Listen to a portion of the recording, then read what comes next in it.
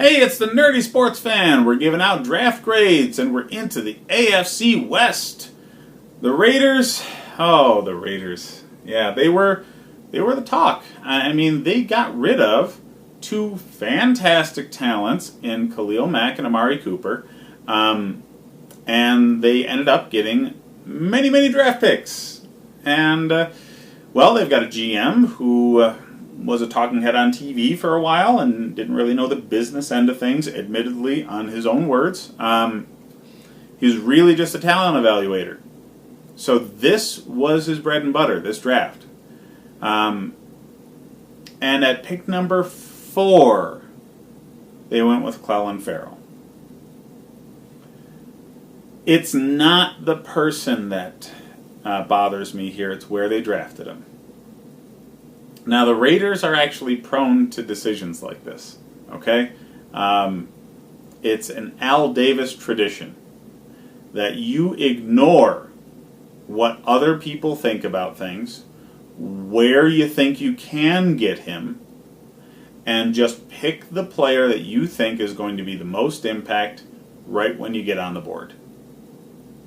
Maybe they couldn't get a trade down to the range where they thought comfortable still picking him up. That's a distinct possibility. But Clelin Ferrell definitely is not the 4th best player in this draft. By a long shot. If they could have gotten down to 12 to 15, that sort of range, he would have still been there, and you could have picked him up, and I'd be a lot happier with it. But again, they might not have had that trade available to them. In pick number 24, they went with Josh Jacobs, Alabama running back. I called this months ago.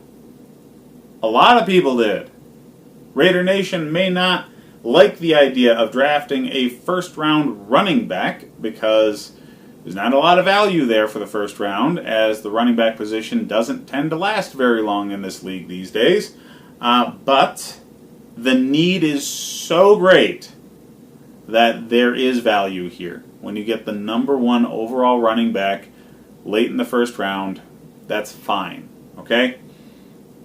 Pick number 27, they went Jonathan Abram, safety out of Mississippi State. Now, Mississippi State pumped a lot of defensive talent into this draft, which is the only real issue anyone can have with this. Mississippi State produced 2 of the best defensive linemen in this draft. Went in the first round in Montez Sweat and Jeffrey Simmons. So how much of Abrams' job was made easier by having a fantastic defensive front line in front of him? We'll find out, because Oakland certainly does not have that fantastic defensive front, especially considering they got rid of Khalil Mack. So we're going to find out if Abrams is the real deal or if he was benefiting from the talent in front of him real soon. But a lot of people were very high on Abrams, so I'm okay with this pick here. Personally, I think Nasir Adderley was a much better option, and he was available. So I'd say it's a coin flip at that pick.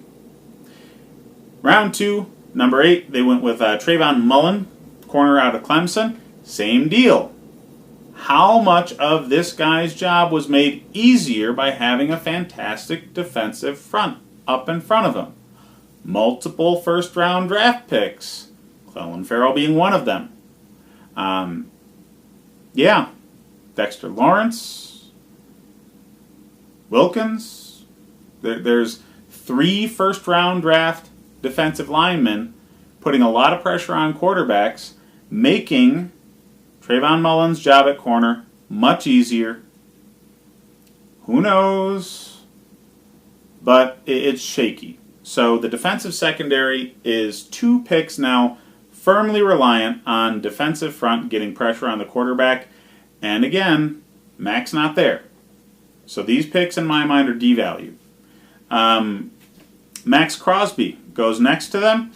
Pick number 4 in the 4th round, defensive end out of Eastern Michigan. They needed to address edge rusher earlier with more talent than just Clelin Ferrell in my mind. And Isaiah Johnson, corner out of Houston, I actually think is a very good pickup at that point. Foster Monroe, Hunter Renfrow, and Quentin Bell. Out of those picks, I think Renfrow is actually a good pickup. Okay, he's talented, and he'll make this roster quite easily, even if he's just put in a special teams sort of role. But yeah, there's good and bad here. Overall, I give them a B-. Okay, they filled holes. They most certainly filled holes on this team. Little questions about where they pick players and whether or not those players are actually worth the grades that a lot of people have on them based off of the strength that was around them on their teams. So we'll see, Raider Nation. I'm hoping for your sake that Farrell was worth the pick, because having him instead of Mack is going to be the comparison for the rest of his career.